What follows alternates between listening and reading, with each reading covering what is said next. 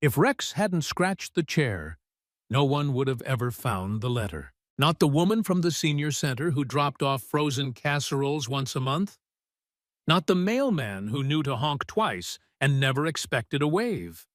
Not even the local reverend who still dropped off sermon flyers in hopes she'd one day come back to church. And certainly not Officer Cole Jennings, until that Friday morning.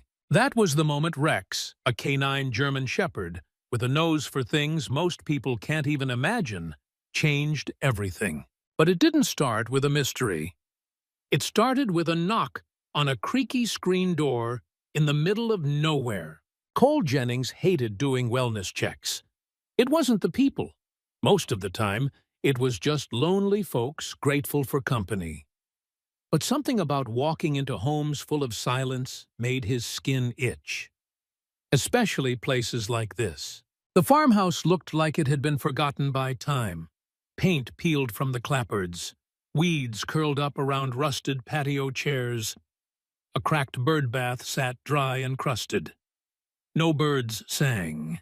Inside lived Eleanor Whitmore, 84 years old, and recently listed as socially withdrawn by the town's only social worker. Her late husband had passed nearly a decade ago. No kids, no siblings, just Eleanor and a house that remembered better days. When Cole pushed open the door, it groaned like it hadn't been used in years. "Mrs. Whitmore?" he called gently. Rex stood close, ears alert, his breathing soft but focused. He expected silence. Instead, a brittle voice answered from down the hall. "In the kitchen." Eleanor sat hunched over a chipped formica table, nursing a mug of something too dark to be coffee. Her white hair was pulled into a loose bun, strands drifting like cobwebs. Her eyes, gray and watery, darted between the officer and his dog. "I'm not dead," she said without humor. "Yet." Cole forced a polite chuckle and removed his hat. "Glad to hear it, ma'am. Just here doing a routine wellness check. The town got a little worried when no one heard from you in a while. I don't keep up with people much. They don't keep up with me. Seems fair." Rex sniffed at the corners of the room, tail stiff. He gave a low whine and padded into the living room. "You need anything, Mrs. Whitmore? Food? Medication? Help with errands? I need people to stop bothering me. That would be help enough." But Rex didn't stop. The dog had moved to a dusty old recliner near the window. It looked like it hadn't been sat in for years, covered in a crocheted afghan and pressed flat with time. Rex sniffed, then suddenly growled low in his throat and started scratching. "Hey," Cozy warned, moving fast. "Rex, leave it." The shepherd didn't listen. He clawed at the fabric like something underneath was calling him. Eleanor rose slowly from the kitchen chair, something hollow in her eyes. "He always did love that chair," she muttered. Cole paused, kneeling beside Rex. The dog had torn a small hole into the cushion lining. He reached in and pulled out a folded, yellowed envelope, sealed but never mailed. The name, "To whom it may concern," was written in careful cursive on the front. Cole glanced at the old woman. "You know what this is?" She didn't answer. Inside the envelope was a letter, written in trembling but determined handwriting. Cole skimmed it while standing in the quiet room, the sound of the old clock ticking louder than it should have. It was a suicide note, but not just any suicide note. Halfway down the page, a sentence made his blood chill. "Harold's death wasn't an accident. I stayed silent for years because I didn't think anyone would believe me. But it wasn't the stairs. It wasn't a fall. It was the nurse. The young one. The one with the red lipstick and cold hands. She poisoned him." Cole looked up. Eleanor had returned to the kitchen table, staring out the window. "I never mailed it," she said quietly. What would have been the point? He was gone, and by then, she was too. If you love true animal stories like this, where dogs become heroes and the smallest clues unravel the biggest truths, don't forget to hit the subscribe button on the Heroes for Animals YouTube channel. We honor these incredible four-legged detectives every week. Cole sat down across from Eleanor. He placed the letter between them like a question neither of them wanted to ask. "Tell me about the nurse." She didn't move. "She came recommended. Said she specialized in hospice care, but Harold wasn't dying. He had a bad hip, sure, but his mind was clear. He was strong enough to fix the roof that spring, strong enough to argue with me about everything." She smiled faintly at that. She moved in, slept in the guest room, was kind at first, then cold, always pushing new pills. Said the doctor changed them, but never showed me anything. Then one night, Harold was gone. "You told the police?" I told myself they wouldn't believe me. No signs of trauma, no marks, just a glass of water by the bed and a man with no heartbeat. Cole frowned. "You remembered all this, and still, you didn't come forward?" "I was afraid. And then I got used to being afraid. You get used to it, you know. Silence becomes comfortable." Rex returned to the table, sitting obediently beside Cole. His ears perked toward the hallway. "Rex knew," Eleanor whispered. "He always did. Even after Harold died, he used to sit by that chair and whimper." Cole didn't respond right away. He looked back at the envelope. "How long ago did this happen?" 8 years, she said, "and I remember every day since." She leaned forward suddenly, voice sharp. She wasn't a nurse, not a real one. No license. Just someone who knew how to act the part. She called herself Margaret, but that wasn't her real name. I found an ID once. It had a different last name. "You still have it?" "No, she caught me with it. That night, Harold died." The house felt colder than when they entered. Cole took a slow breath. This wasn't a wellness check anymore. This was a crime scene. One with dust on the bones and truth trapped beneath fabric and fear. He looked again at Rex, now calm, almost satisfied. "Do you remember what that ID said?" he asked. Eleanor looked at him. "I remember every word." Rex had gone still. After all the noise, the clawing, the tension in his shoulders, the German shepherd now sat perfectly calm, as if something had shifted, as if something had been released. Officer Cole Jennings turned the fragile letter over in his hands one more time, feeling the slight crinkle of paper aged by time and secrets. The words were still echoing in his mind. It wasn't the stairs. It wasn't a fall. It was the nurse. She poisoned him. Cole had heard plenty of confessions in his career. Drunken bar fights, domestic squabbles, even the occasional teenager trying to take credit for things they didn't do. But this felt different. This was grief in hiding. Truth written down, folded away, and buried in a chair like a forgotten weapon. Across the kitchen table, Eleanor Whitmore didn't speak. Her hands trembled as she wrapped them around her mug, now long gone cold. Her gaze was distant, but her breathing, sharp, shallow, betrayed how very present she was in this moment. "She said her name was Margaret?" Cole asked carefully. "That's what she told us," Eleanor nodded. "Margaret Hale. She had a kind voice, polished. You know how some people smile with their mouth but not their eyes? That was her." "And she worked here full-time?" Eleanor nodded again. "Moved in 2 weeks after Harold fell in the garage. Just banged up his ribs, nothing more. But he hated doctors. I thought having someone around would help." She paused. "She offered before we even asked. Just said, 'It's what I do.' I should have known something was off then." Cole scribbled into his notepad. "Not that it would hold up as evidence. Nothing in this house could anymore. But it gave the moment weight. And maybe, just maybe, it gave Eleanor the sense that someone finally believed her." "Did she ever provide credentials?" "Nope. Said the town's clinic knew her, and stupid me, I didn't question it. She wore scrubs, had a name tag. What more did I need?" Eleanor's voice cracked and she looked away. "I trusted her. She was in this house when I slept." Cole's jaw tightened. "And you said you found an ID?" She nodded slowly. 6 days before Harold died. She was in the shower. I was changing his bedding and opened her purse looking for a pill bottle. There was a wallet tucked inside a makeup bag. The name on the ID was Maggie Hillstrom, not Hale. Did you take a picture? This was, what, 2017? My phone didn't even have a camera. Cole exhaled hard through his nose. He stood and walked back into the living room where the chair still sat. The tear Rex made was clean enough. He crouched down, flashlight out, searching the lining, stuffing, anything else hidden inside. Nothing, except for one thing.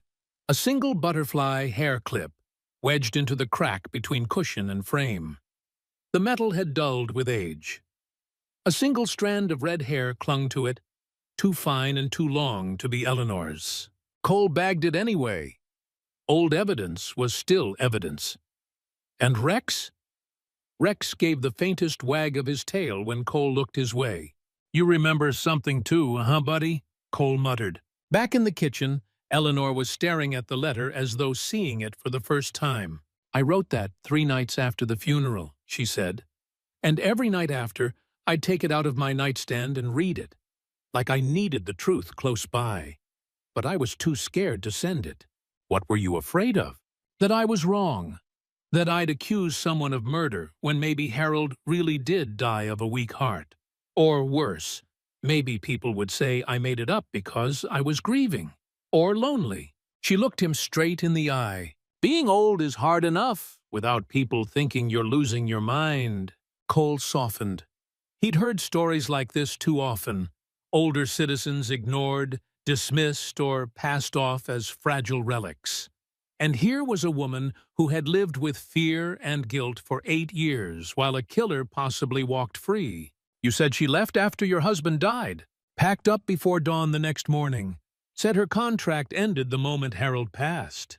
She didn't even stay for the burial. Did she leave any trace? Letters, prescriptions, anything? Just the pills, but the labels were always handwritten. Cole's head tilted. Handwritten? Not from a pharmacy? Eleanor nodded. Said she compounded them herself from natural sources. Claimed she had a certification in holistic care. And that didn't seem strange? It did, but when you're desperate, strange starts to feel like help. Cole made a mental note. The name Margaret Hale, or Maggie Hillstrom.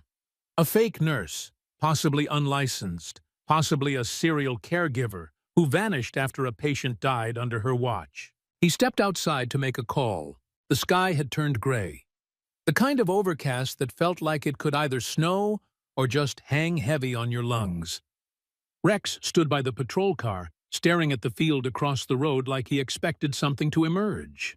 Cole dialed dispatch. Hey, Dana, it's Jennings. I need you to run a couple of names for me. Margaret Hale and Maggie Hillstrom. Look for aliases, nursing licenses, anything tied to elder care. Also, cross-reference with suspicious death reports going back at least 10 years. Copy that, came Dana's voice. You got a location or town to start with? No idea. She may have moved around a lot. We'll start casting the net wide. Got it. I'll get back to you soon. He hung up and leaned against the hood, exhaling long and slow. His breath fogged in front of him. Back inside, Eleanor was still at the table. I'm not crazy, officer, she said softly when he returned. I know what I saw in her eyes the night he died. She was calm, not surprised, not grief-stricken, just done. Cole pulled a chair out and sat across from her again. Do you think she's still out there? Eleanor's voice was barely a whisper. If she did it once, she's done it again. That sentence hung between them like smoke. Outside, Rex barked once, short and sharp, a sound that said, I know something's wrong. Let's fix it. Cole stood again, heart beating faster now. If you remember anything else, any name, face, place she talked about, call me. Eleanor gave a slight nod. Do you think you can find her? I don't know, Cole said honestly. But if she hurt your husband, and if she's out there doing it again, we're not going to let her stay hidden. He slipped the letter into a protective bag, careful not to smudge the ink. Then he clipped Rex's leash and turned back toward the cruiser. As they pulled away from the farmhouse, Cole glanced into the rearview mirror.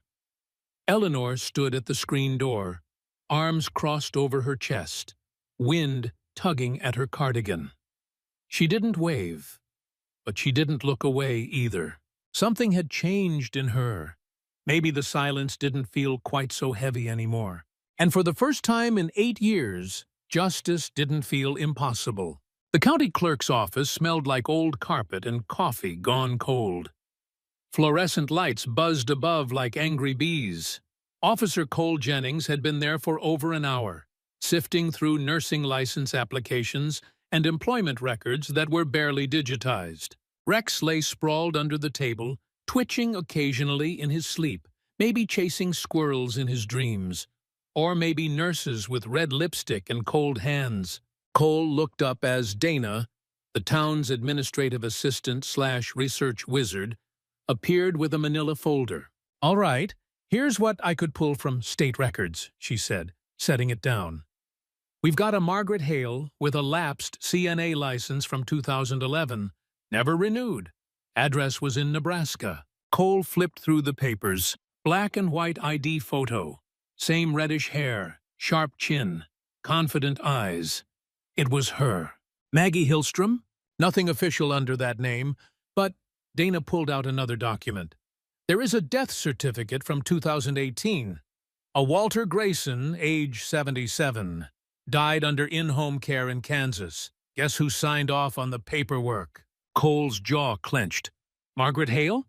Bingo! She handed him a printout of the form. The signature was barely legible, but matched the handwriting from Eleanor's letter. The box for natural causes was checked, but no physician signed off. Just the caregiver. Cole leaned back in his chair. That's 2 unexplained deaths. Same pattern. Elderly male, no autopsy, same caretaker, and she disappears right after. Dana nodded. And probably more. We just haven't found them yet. Start building a timeline, Cole said. Everything we can trace. And check assisted living facilities too, especially places that don't do background checks. You got it. Later that night, back at the station, Cole stared at a whiteboard he'd hastily turned into a murder wall. On it were 2 photos, Harold Whitmore and Walter Grayson. Beneath them, a red marker line connecting both to Margaret Hale. Beside her name, he'd written a single word in block letters. Unknown. Age likely mid to late 40s now. Known aliases, Maggie Hillstrom. Occupation, unlicensed caregiver posing as a nurse. Pattern, enters homes under pretense of elder care, gains trust, then vanishes after unexplained deaths. No next of kin, no social media, no fingerprints in the system. She was a ghost. Cole ran his hands through his hair. He'd seen some twisted things in his 12 years on the force, but this felt deeply personal. Because Margaret, whoever she was, didn't use guns or knives. She used vulnerability, trust, love, and people like Eleanor had lived with the aftermath in silence. Rex barked suddenly from the corner of the room, snapping Cole back to the present. The dog stood facing the office door, ears perked. A second later, the door creaked open. It was Sheriff Daniels, coffee in hand. "You're working late," he said. Cole nodded. "This one's not letting go." The sheriff leaned over the board and let out a low whistle. "That's a hell of a pattern. I think there's more.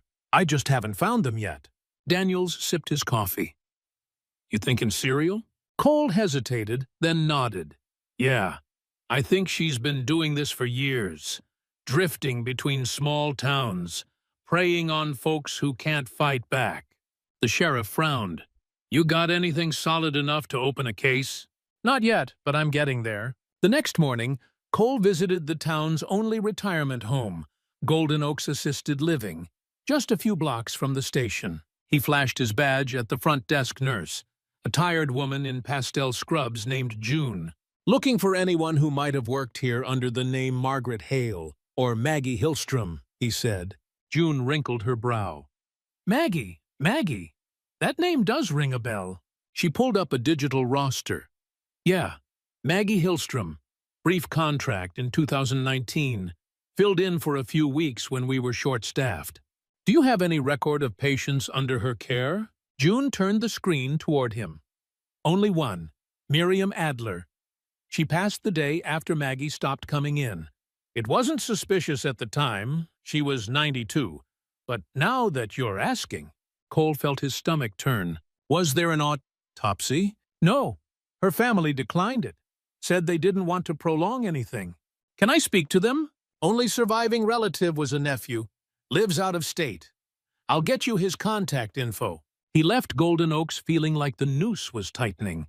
But not around the suspect. Around the truth. Around every case no one had questioned. Every elderly person who'd been deemed just old when they slipped away under Margaret's watch. Back in his cruiser, Cole pulled out his recorder and began speaking aloud, half a report, half an emotional dump. Margaret Hale has now been connected to 3 suspicious deaths across 3 states. No formal charges. No official investigations. All victims elderly. All passed in her presence. She uses fake credentials, leaves no trace, and targets people no one questions. Rex, from the back seat, gave a short huff, as if to say, "What now, boss?" What now, indeed? Cole knew he needed something hard. Not just timelines and guesses, but something concrete. A physical clue. A fingerprint. A witness. A surviving family member who remembered a detail no one else saw. He returned to the evidence bag that still held Eleanor's letter and the butterfly clip. He drove it to the state lab 40 miles away and begged the technician to rush a test. I know the hair's old, I know the letter's contaminated, but anything, any DNA match, any prints, can break this open. The tech, a woman named Lorna, looked skeptical but nodded. I'll do my best. That night, Cole visited Eleanor again. This time she made coffee. She handed him a steaming mug and sat down slowly, her body moving like every joint ached in protest. You look tired, she said. He smiled. You don't look so bad yourself. A moment passed. I've been thinking, she said softly, about how quiet this house got after Harold died. Not just the silence of missing him, but the silence of not speaking, of swallowing the truth every single day. Cole nodded. You shouldn't have had to carry it alone. I did it to protect myself, but all it did was let her keep going. She opened a small tin from the shelf behind her and pulled out a photograph. This was taken 2 nights before he passed, she said, handing it over. Cole studied the photo. Harold, smiling in his robe, a birthday balloon in the background. And standing behind him, off to the side, was a woman in scrubs. Her hair was up. She wore red lipstick. Her name badge was partially visible. H! She always avoided pictures, Eleanor said, but I snuck this one in. Cole's pulse jumped. This was the kind of thing that cracked cases wide open. He gently slipped the photo into an envelope and labeled it. Thank you, he said. When he returned to the station, Dana was waiting. I found something, she said. Cole raised an eyebrow. A private elder care facility in Missouri. Quiet place, no website. But they posted a Craigslist ad 2 weeks ago for a live-in nurse. Guess who responded using a Gmail account traced back to a burner phone purchased in Kansas? Cole blinked. You found her? I found where she might be. The storm hit just after midnight. It wasn't dramatic. No lightning strikes or thunderclaps. Just a slow, relentless downpour that tapped at the windows of Eleanor Whitmore's farmhouse like fingers drumming on glass. The kind of rain that made old houses creak and memory-heavy rooms feel heavier. Eleanor sat in her recliner, the same one Rex had clawed open days ago. She hadn't sat there since Harold died. But tonight it called her, not for comfort, for reckoning. Across her lap sat a thin stack of paper, letters she'd written over the years but never mailed. Not just the one Rex had found, others too. One was addressed to the sheriff, one to her sister-in-law, one to a woman named Ruth, who used to live 3 doors down and moved after Harold's funeral. They all said the same thing, in different ways. I saw what she did. I just didn't have the strength to stop her. When Cole knocked on the door that morning, she didn't answer right away. He waited, unsure if she'd retreated again into that quiet shell of self-preservation. But then the knob turned, and there she was, smaller somehow, thinner maybe, but with eyes sharper than he'd seen before. "I knew you'd come back," she said.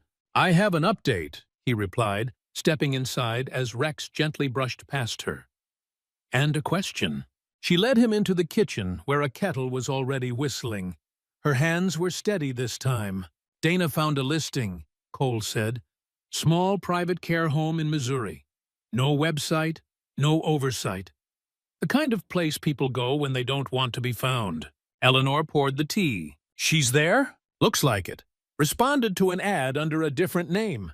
We're working on surveillance." Eleanor sat down across from him, hands folded. "And the question?" Cole hesitated, then, "Why didn't you fight harder back then?" The words weren't cruel. He wasn't accusing, but they hung in the air like a dare. Eleanor looked down at her tea. "Because I was afraid of being old, officer." She said it like a confession. "Afraid no one would believe me. Afraid of being that widow who ranted about poison and red lipstick while people nodded politely and changed the subject. Afraid that if I said it out loud, it would make it real. And then I'd have to live with the fact that I let her in my home." She looked up, eyes wet. "And mostly, I was afraid I wanted to believe it was an accident. Because the alternative? That's a shadow you don't shake." Cole didn't speak for a moment. "I get that," he finally said. "I do. But she's out there, Eleanor. And if we don't stop her, someone else is going to feel this same guilt, except next time, the victim might not be as lucky as Harold. It might be slower, worse." Eleanor nodded. "I want to help," she said. "Then tell me everything. Not just the facts, the things you've buried, the details you skipped because they didn't feel important." She took a long breath and began. It came out slowly, like a stream finally melting after a long freeze. The way Margaret, or Maggie as she called herself, would hum old hymns when she crushed pills into Harold's applesauce. How she wore gloves, even indoors. How she never let Eleanor handle Harold's medication, claiming it was a controlled routine. How, the night before Harold died, Eleanor had woken up to the sound of whispering and found Maggie sitting beside Harold's bed, murmuring something Eleanor couldn't quite hear, holding his hand even though he was already cold. She didn't look sad, Eleanor said. She looked satisfied, like she'd crossed something off a list. Cole wrote it all down, word for word. When she finished, she looked up at him and asked the one thing he wasn't prepared for. "Can I go with you? To Missouri?" "To confront her." Cole hesitated. "That's not safe." "I'm not asking to be in the room, but I need to be there. Even if it's across the street. Even if I never leave the car. I need to know she sees my face. I need her to remember me." It went against every protocol, but something about the request felt right. "Let me talk to the sheriff," he said. "If we get a green light to move on her, I'll come get you. But you stay in the vehicle. That's non-negotiable." Eleanor nodded. "Fair." As he stood to leave, she touched his arm. "Thank you, Officer Jennings." "For what?" "For believing a tired old woman and her haunted armchair." Back at the station, Dana greeted him with a raised eyebrow. "You're going to Missouri with an 84-year-old civilian. She stays in the car. You realize how crazy this sounds? Not as crazy as letting a serial poisoner keep slipping through our fingers." Dana handed him a file. "Well, lucky for you, Missouri State Police is willing to assist. They have a plainclothes officer already tailing the house. Surveillance results? She's there. Lives in a converted farmhouse. 4 clients in residence, all men, all over 70. Cole clenched his fists. "We move tonight." He picked Eleanor up just before sunset. She was waiting on the porch with a bag packed and a scarf tied under her chin, like an old road trip photo from the 1950s. Rex hopped into the back seat, as usual, tail wagging slightly. They drove in silence for a while, the miles ticking by like the slow chimes of a grandfather clock. About halfway there, Eleanor spoke. "You know, Harold used to love road trips." Cole smiled. "You two go far?" "Once took an RV down the entire Pacific Coast Highway. Got lost near Big Sur." He was furious. I thought it was the most romantic thing that ever happened to us." She looked out the window. "I never thought my last trip would be chasing a ghost." They arrived in the early hours, parked behind a county cruiser across the road from a plain white house with yellow shutters and a porch light that never blinked. "She's in there," the officer whispered. "Name she's using is Melinda. Clients call her Miss Mindy. She doesn't allow visitors or mail." Cole handed Eleanor a pair of binoculars. She raised them to her eyes. Her breath caught. "That's her." Cole radioed the command. "Go!" The takedown was fast, quiet, professional. Two plainclothes officers went to the door. One posed as a gas worker needing access. She opened the door in scrubs, red lipstick, gloves. They moved quickly. She didn't run, just blinked once, then smiled. "I knew it was too good to last," she said. Inside the house were four men, confused, drowsy, and malnourished. In her nightstand drawer, officers found several pill bottles with no labels, and another letter. "To whom it may concern." Cole stood across the street with Eleanor, watching as they escorted Margaret Hale into a patrol car. She looked up once and saw Eleanor. Their eyes met. Something passed between them. Margaret didn't speak, didn't flinch. Eleanor stepped forward just an inch. "You remember me now?" she whispered, even though the glass window was up. Margaret blinked, then looked away. Back at the station the next morning, Cole wrote his report. Subject: Margaret Hale, a.k.a. Maggie Hillstrom, a.k.a. Melinda Graves. Charge: suspicion of multiple counts of elderly abuse, neglect, and homicide. Evidence: testimony, illegal pharmaceuticals, letters of intent, witness identification. Lead officer: Cole Jennings, K9 unit, Rex. He looked down at his dog. "You're a damn hero," he muttered, scratching behind Rex's ears. "And that chair's never going to feel the same again." Rex licked his hand in agreement. They say the past never stays buried. But for Officer Cole Jennings, it was starting to feel like this case wasn't just about the past. It was about everything that slips between the cracks when no one is watching. When someone like Margaret Hale learns how to move unnoticed, when justice is something you keep folded up inside an armchair for 8 years, hoping someone else will find the strength you never had. And now, the strength had finally come. 2 days after the arrest, the small town of Maple Glen felt oddly still. The summer air hung heavy with humidity, and cicadas screamed from the treetops. But inside the precinct, everything was moving fast. Margaret Hale, a.k.a. Maggie Hillstrom, a.k.a. Melinda Graves, was sitting in county lockup. No confession, no resistance, just silence and that cold, unreadable stare. She had asked for a lawyer, then she'd asked for a Bible. And then she stopped asking for anything at all. Cole stood in the evidence room, staring down at the growing file. Photos, pill bottles, handwritten labels with dosages no doctor had ever approved, and more letters, some saved, some never sent. One especially stood out. It was dated nearly 12 years ago, addressed to Sister Margaret Hale, Home Companion Nursing Services in Indiana. The sender was a man named Daniel L. Breyer, now deceased. The letter was short, just 2 lines. She was peaceful, just like you said she would be. Thank you for everything. If you ever need a reference, you have it. Cole handed the letter to Dana, who had spent the last 72 hours neck-deep in archived death certificates and false credentials. Pull everything you can on Daniel Breyer, he told her. Neighbors, family, how his mother died, who saw her last. You think he helped her? I think he might have been her first. Dana raised an eyebrow. Her first victim? Her first believer. Meanwhile, the lab had called back. The hair found in Eleanor's chair matched 2 partial strands discovered on an old comforter taken from the Missouri care home. Both samples were consistent with Margaret Hale. And more importantly, the butterfly hair clip had one clear fingerprint. It matched the print Margaret gave during booking. It was a small piece of plastic, dulled with time, forgotten by its owner, but it had remained quietly tucked beneath a cushion, waiting for someone like Rex to sniff it out.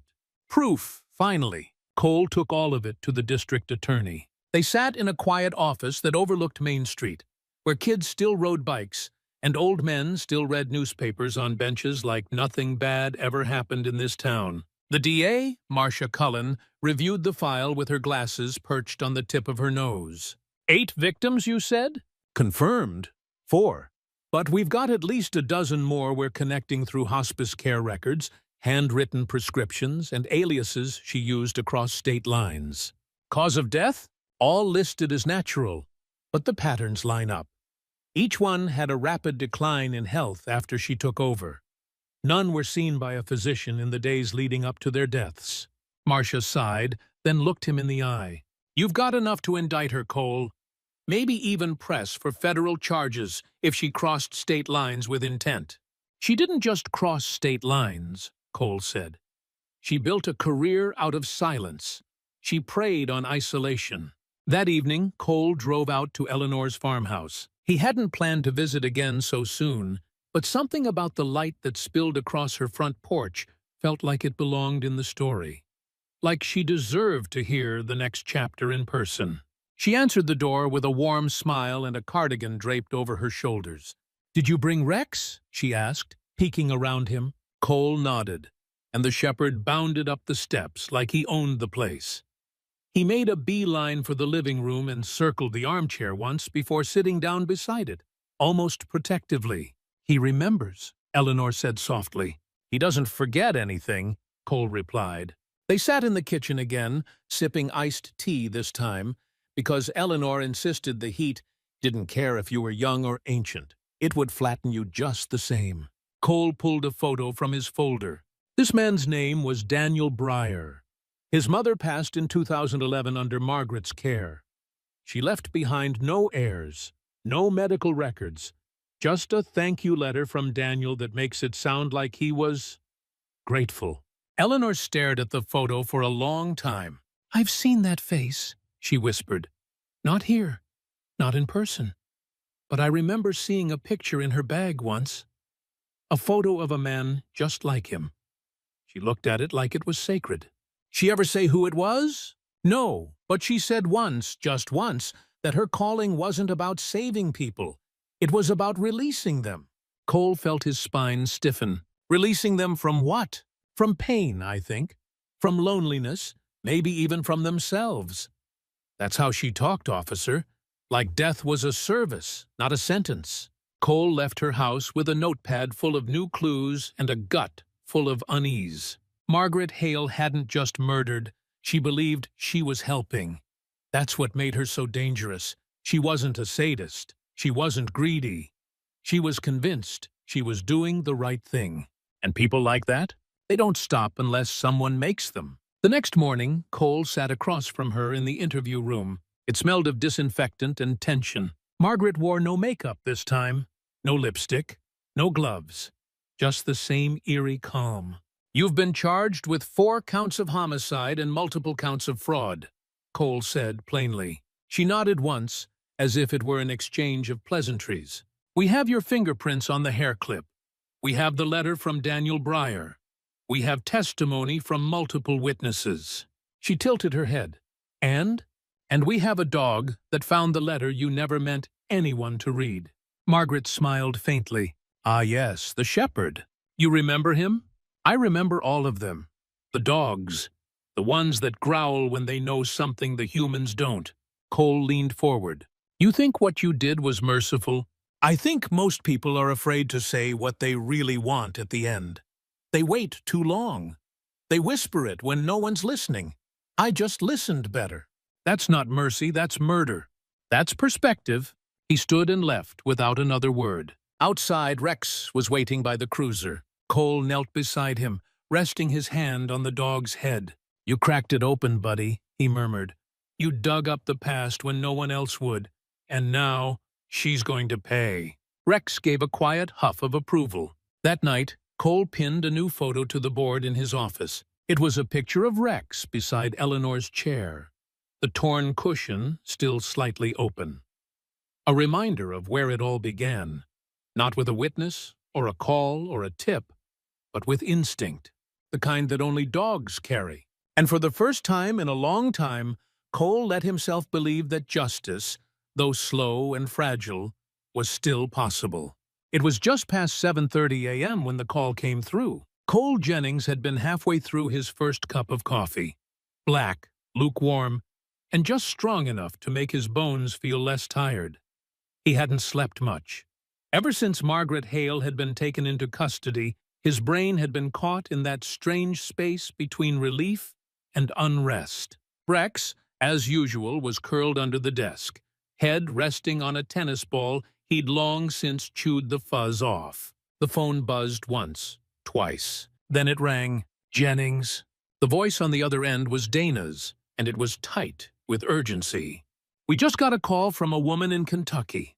Her father died under hospice care last year. Name of the nurse? Melinda Graves." Cole sat upright. "Another one?" "Yeah. And get this. She has a diary.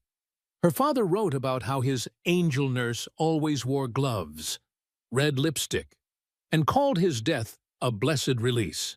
Cole rubbed his eyes. "It never ends." "No," Dana said quietly.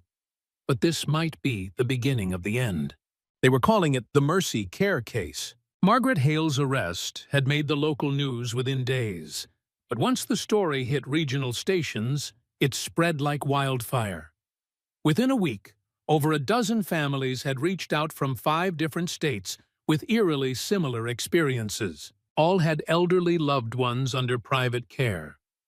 All had been tended by a woman with a different name.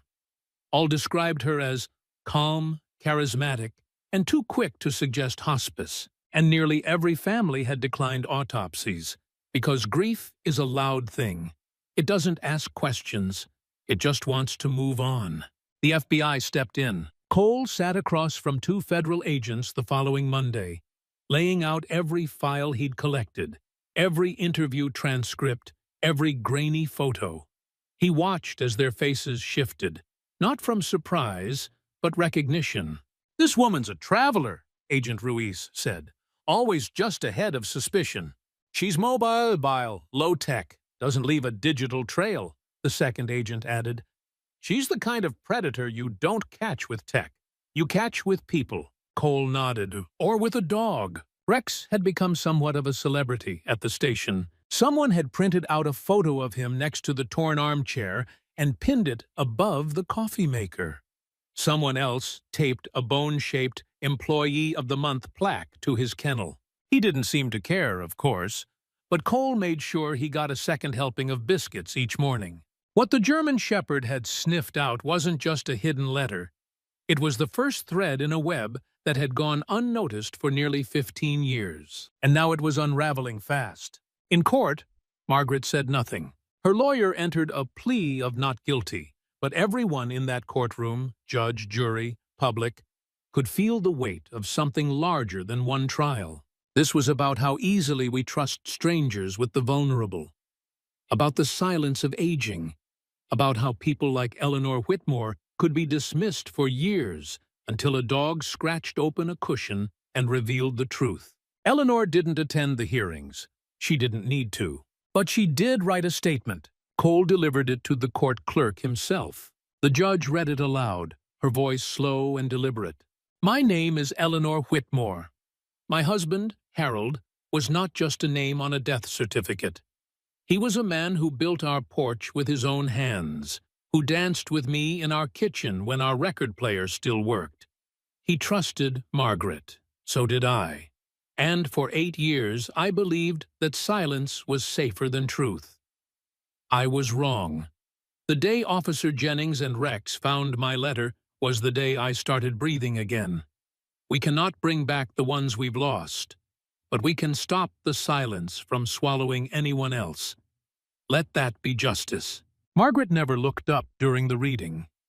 She stared straight ahead, hands folded, unmoved.